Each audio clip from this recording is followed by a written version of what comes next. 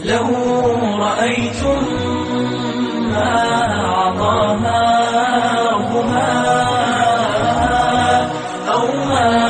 كساها، لو رأيتم بسمة أو نسمة يهفو هواها، لو رأيتم